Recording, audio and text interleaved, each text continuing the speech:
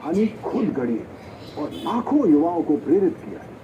इन्होंने चुनौतियों को अवसर में बदला। इनके न तो आगे पीछे कोई गॉडफादर होते हैं और ना ही सफलता के रास्ते से कोई परिचय।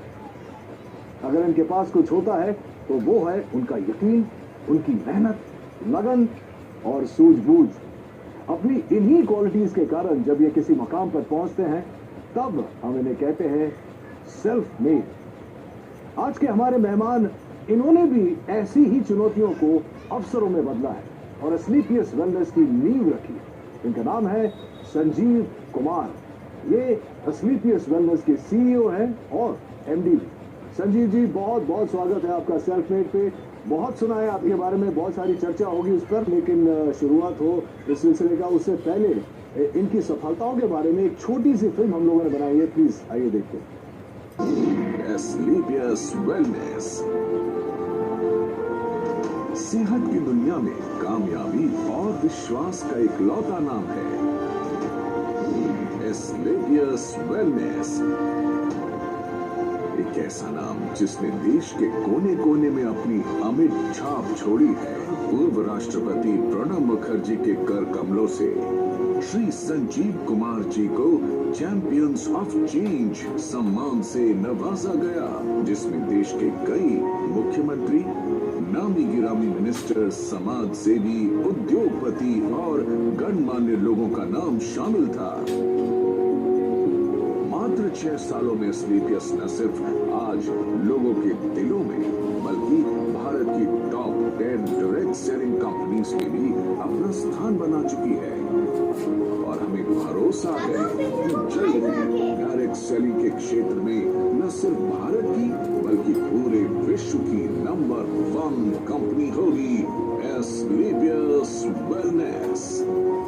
आप लोगों को ये बता दूं कि संजीव कुमार एक ऐसे शख्सियत है जो हर्बल प्रोडक्ट्स की दुनिया में एक क्रांति लेकर आए हैं और इन प्रोडक्ट्स को घर घर में पहुंचाना चाहते हैं। संजीव जी, आपसे बहुत सारी बातें करेंगे।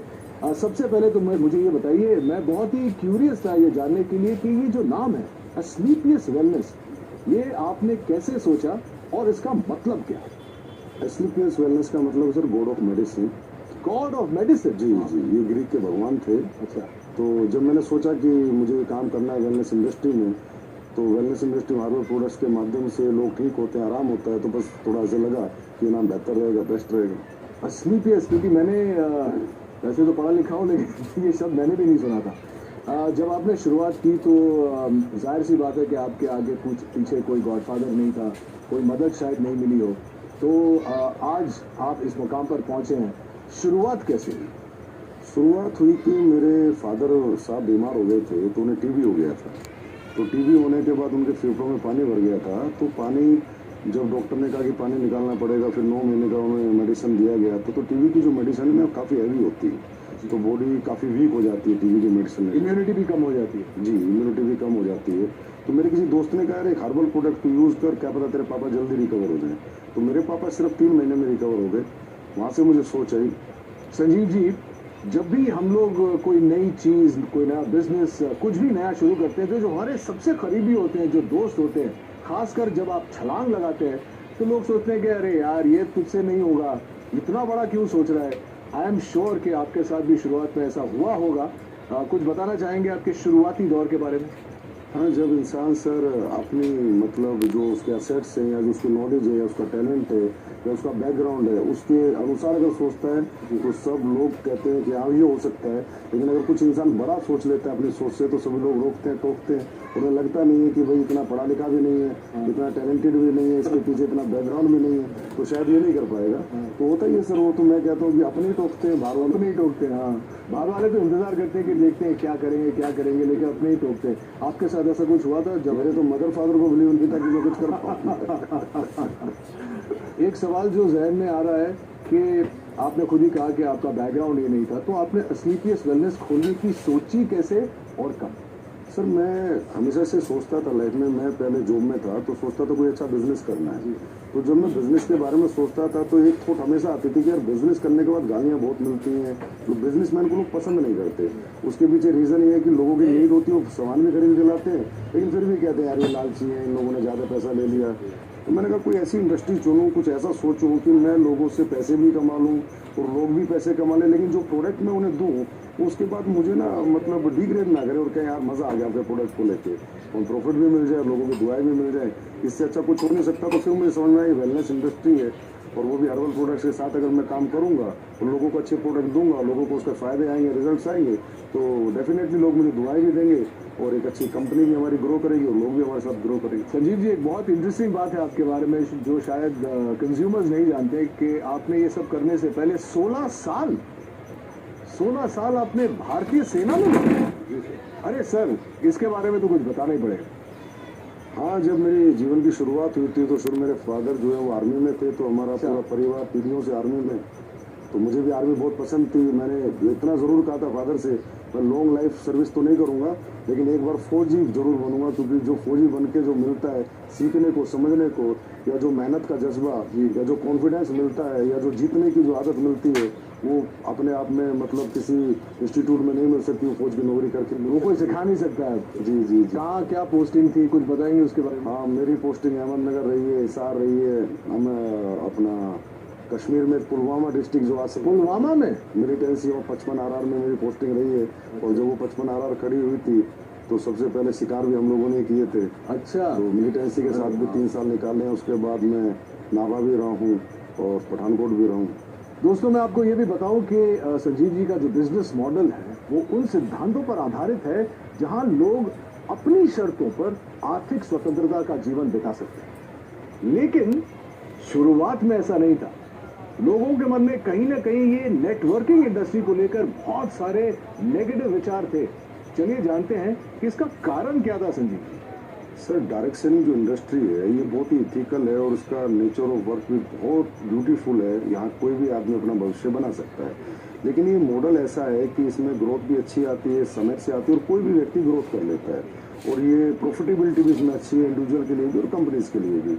तो इस मॉडल को कॉपी करके कुछ लोगों ने ये वे ऑफ वर्किंग कॉपी करके कुछ गलत कंपनियां मार्केट में आती हैं जो होती हैं 200 रुपये दो, 400 रुपये देंगे, या आप 1,000 लाख रुपए दे दो तो महीने के 3-3 हज़ार की सैलरी देंगे। Salary based company, money rotation कंपनियां कहते हैं, चिट फंड कंपनियां कहते हैं। तो ऐसी बहुत सी कंपनियां इन डायरेक्ट सेलिंग मॉडल की आड़ में आके और मार्केट को गंदा कर जाती हैं। तो फिर जब हम लोग भी मार्केट में जाते हैं तो लोग हमें भी उन्हीं नज़र से देखते हैं। हम प्रोडक्ट बेस हैं, हमारी फैक्ट्री है, मैन्युफैक्चरर हैं, लेकिन लोग इसी नज़र से देखते हैं कि वो 2 के 4 करने वाले तो नहीं।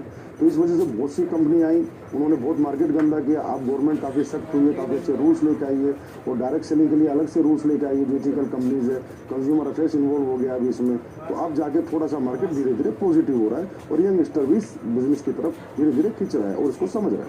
आपके साथ हुआ था शुरुआत में कि लोग भी आपको देखते थे कि पता नहीं संजीव जी क्या कहना चाह रहे हैं, क्या बेचेंगे, कैसे? सर, शुरुआत में ऐसा नहीं हुआ कि हम जाते थे, लोग मिलते नहीं थे। अच्छा भाई, ये तो वही लोग हैं जो टोपी पहनाते हैं। तो इसी कारण से, क्योंकि इंडस्ट्री खराब कर दी गई, जबकि इंडस्ट्री USA और कनाडा अगर हम जाएं, जी आउटर कंट्रीज, तो बहुत रिस्पेक्ट है इस इंडस्ट्री का, बहुत रिस्पेक्ट से इसको देखा जाता है। क्योंकि वो इथिकल कंपनी लाइक एमवे आपने सुना होगा, हर्बल लाइफ सुना होगा, ये अच्छी अच्छी FLP हैं, ये अच्छी अच्छी कंपनियां हैं और बहुत सालों से ये लोग काम कर रहे हैं और बहुत अच्छी ग्रोथ यंगस्टर्स ने यहाँ पाई है। किसी भी एज उम्र के इंसान ने यहाँ पर अच्छी ग्रोथ भी पाई है, सक्सेस भी पाई, और कंपनियां भी आज बहुत अच्छे लेवल पर है और बहुत अच्छे से अभी कंपनियां प्रोडक्ट भी बना रही है। भारतीय सेना से सेवानिवृत्त होने की वजह से ही शायद संजीव देश और देशवासियों को सबसे आगे रखते हैं और हमेशा बेहतरीन उत्पादों को हमारे तक लाने की पूरी चेष्टा करते हैं। संजीव के जीवन और उनके डायरेक्ट सेलिंग मॉडल के बारे में बहुत कुछ जानना है, लेकिन इस छोटे से ब्रेक के बाद कहीं मत जाइए। हाँ सर, प्रोडक्ट पे हम बहुत काम कर रहे हैं। अभी सप्लीमेंट्स पे हम काम कर रहे हैं, जैसे हर्बल पे हमने बहुत काम किया है, हर्बल पे भी काम कर रहे हैं। कुछ एडवांस लेके आ रहे हैं, कुछ एडवांस हर्बल प्रोडक्ट, कुछ एडवांस फूड सप्लीमेंट्स जो कि लोगों की हेल्थ के लिए अच्छे रहें, लोगों की वेलनेस के लिए अच्छे रहें। क्योंकि कहीं ना कहीं आजकल लाइफ स्टाइल डिजीज़ की मारामारी हो रखी है। हर इंसान लाइफ स्टाइल डिजीज़ से कहीं ना कहीं ग्रसित है और लाइफ स्टाइल डिजीज़ से इंसान तभी बच सकता है, एक तो अपना लाइफ स्टाइल सुधारे और कहीं ना कहीं ऑर्गेनिक की तरफ जाए, हर्बल्स की तरफ जाए, अच्छे सप्लीमेंट्स यूज़ करे। क्योंकि आज फूड में जो हम खाना खाते हैं उसमें इतनी सारी चीज़ें नहीं है, जो प्रोटीन मिनरल हमें चाहिए, जो कार्बोहाइड्रेट चाहिए, वो प्रॉपर मात्रा में नहीं मिल पाते। तो इसलिए कहीं ना कहीं सप्लीमेंट्स का भी सहारा लेना पड़ता है। तो हम लोग हमेशा ही एडवांस कुछ ना कुछ नया करते रहते हैं और हमेशा नया करते रहेंगे। हाँ, एक और इंटरेस्टिंग क्वेश्चन है, क्योंकि आप क्वालिटी की बात कर रहे हैं। अक्सर देखा जाता है, चाहे वो इंडस्ट्रीज में हो, चाहे वो सप्लीमेंट इंडस्ट्री में हो, रेस्टोरेंट्स में हो, जब शुरुआत होती है तो जैसे एक फिल्म का प्रीमियर होता है तो बहुत लार्ज प्रीमियर होता है, उसके बाद धीरे धीरे जो होता है वो क्वालिटी प्रोडक्ट्स की और खाने की और टेस्ट की और इन चीज़ों की जो क्वालिटी है वो हमेशा डिक्लाइन होती जाती है समय के साथ साथ। हमारे कुछ दोस्त हैं रेस्टोरेंट बिजनेस में, वो बोलते हैं कि यार एक बार लोग यूज्ड टू हो जाते हैं इस जगह में आने के लिए तो इतनी खिचखिच नहीं होती है। क्या आपका मानना है कि ये आपकी इंडस्ट्री में भी होता है और क्या आप इससे सहमत हैं? बिजनेस सेंस पे डिपेंड करता है, उसकी मेंटलिटी पे डिपेंड करता है, तू कहाँ तक जाना चाहता है, कितना बिजनेस करना चाहता है, लोगों के दिल में रहना चाहता है या दिमाग में रहना चाहता है, निकलना चाहता है। होता है सर, क्या होता है कि एक प्रोडक्ट आपने 10 साल पहले बनाया, उसकी कॉस्ट 1 रुपये थी, तो 10 साल बाद जो इंग्रेडिएंट आपका आ रहा है उसकी कॉस्ट 1.5 रुपये हो गई। तो जो ओनर्स होते हैं या बिजनेसमैन होते हैं, डर जाते हैं कि यार मैं इसको 4 रुपये का बेच रहा था, अगर 6 का किया तो लोग कहीं ना कहीं मेरा प्रोडक्ट खरीदना बंद कर देंगे। तो ये जो कॉम्पिटेटिव मार्केट है सस्ता महंगे वाला, कि सस्ता लेंगे या लगातार इसी रेट में देंगे, डरे हुए लोग हैं। फियर होता है बिजनेसमैन को, फियर मुझे बिल्कुल नहीं होता। मेरा जैसे ही रेट बढ़ता है इंग्रीडियंट्स का, अभी पीछे अभी जो सिचुएशन कोविड की थी, तुलसी के रेट हाइप हुए, अश्वगंधा हाइप हुआ, गिलोय हाइप हुआ, तो मैंने भी अपने प्रोडक्ट के थोड़े बहुत रेट इंक्रीज कर दिए, पर मैंने आज तक क्वालिटी नहीं करी। 6 साल हो गए मुझे, मेरे क्वालिटी में मेरा कोई कॉम्प्रोमाइज़ नहीं है, क्योंकि क्वालिटी एक ऐसी चीज़ है जो कस्टमर को आपके पास बार बार ला सकती है। आप प्रेशर सेलिंग, कन्वेंस सेलिंग एक बार कर सकते हो, लेकिन रीसेलिंग तो आपकी क्वालिटी प्रोडक्ट्स ही करेंगे। Fantastic, I am so glad कि आप ऐसा सोचते हैं, क्योंकि बहुत कम लोग ऑनेस्टली ऐसा सोचते हैं। और जितने मैं भी फिटनेस में हूँ और बिकॉज मैं एक्टर हूँ, मुझे देखना पड़ता है कि जो बेस्ट क्वालिटी मुझे मिले, चाहे खुराक से हो या सप्लीमेंट से हो, वो मेंटेन करना बहुत ज़रूरी है। I am very glad that you think like that. आपने डायरेक्ट सेलिंग के लिए आप कुछ भी सेल कर सकते हैं, आपने हर्बल प्रोडक्ट्स ही क्यों चुने?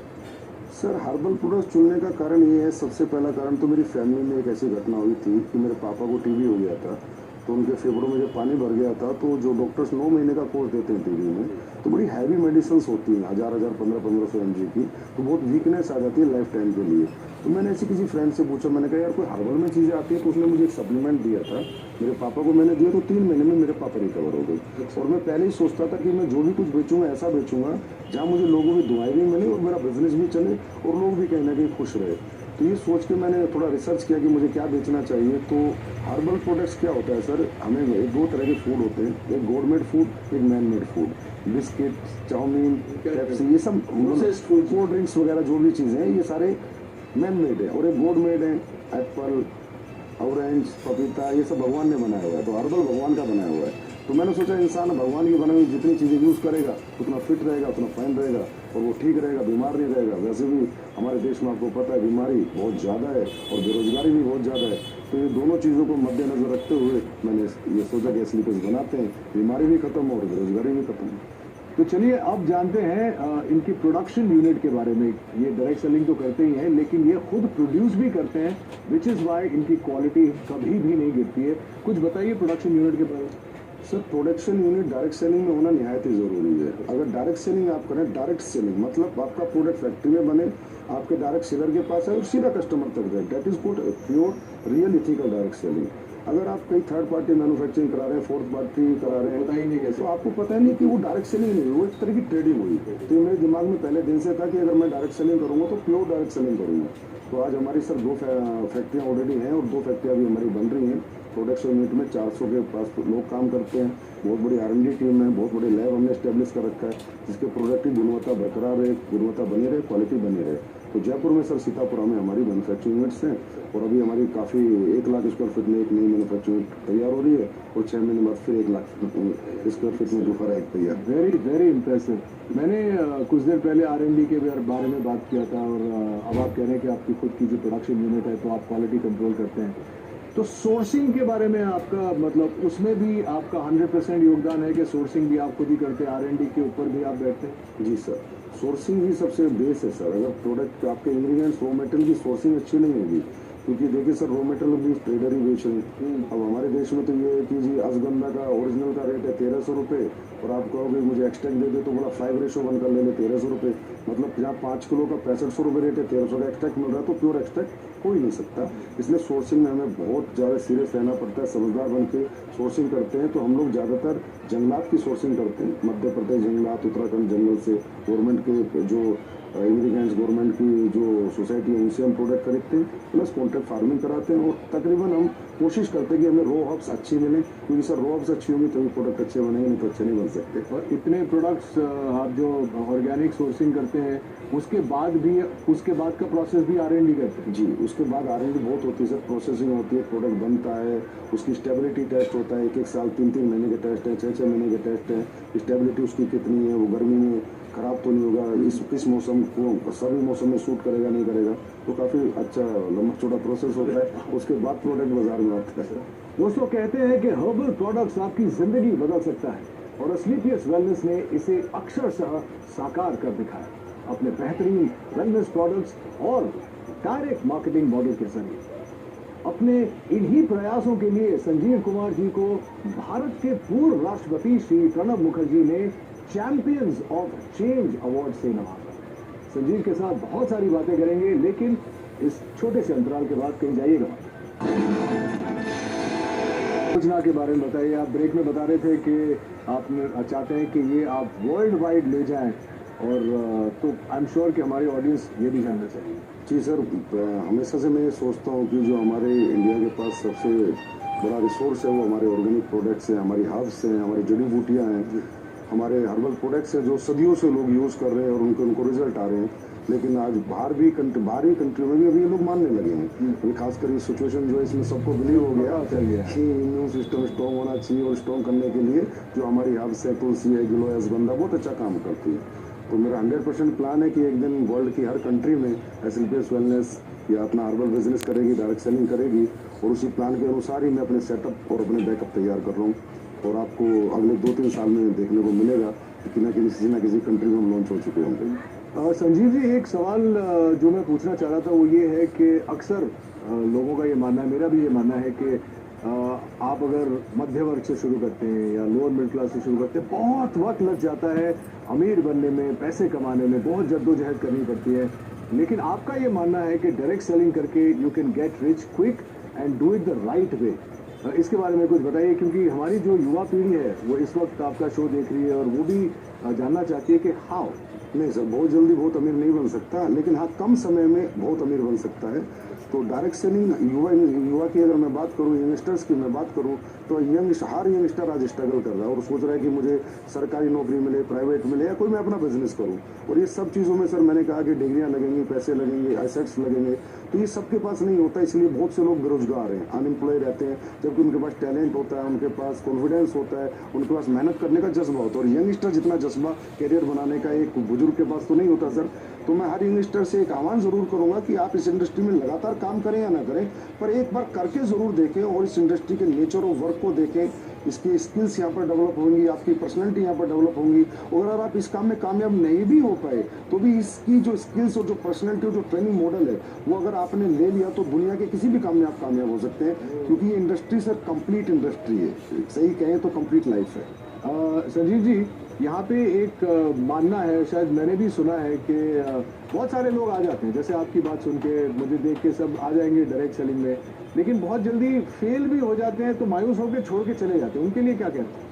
सर रियली डायरेक्ट सेलिंग को हर इंसान को डीप नॉलेज नहीं होती, समझ नहीं पाता, क्योंकि एजुकेशन जो लेवल है डायरेक्ट सेलिंग का आज भी इंडिया में उतना प्रॉपर नहीं है जैसा होना चाहिए।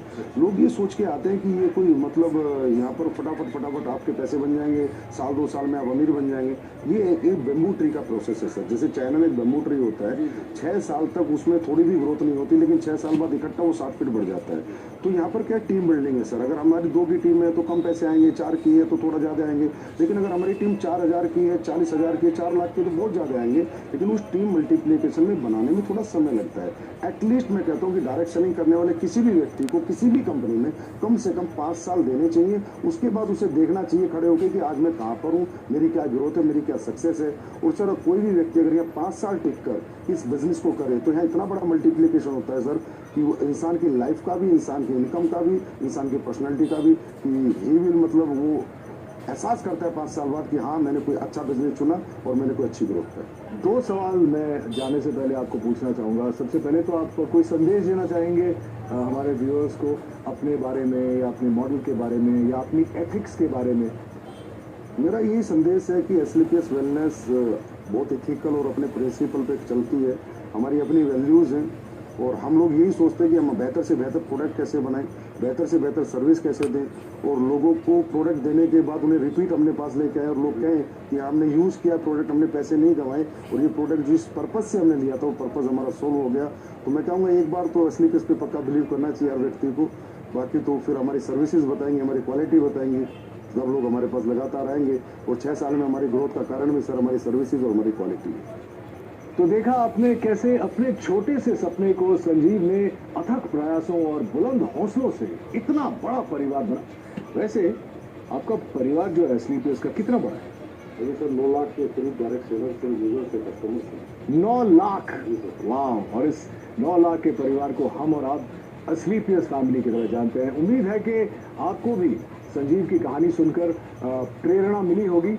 आज के हमारे अंक में बस इतना ही। अगले अंक में इन्हीं की तरह किसी और इंटरेस्टिंग शख्सियत से मुलाकात होगी। Till then, take care of yourself and please stay safe, maintain social distance and mask. This is Rohit Roy saying नमस्कार।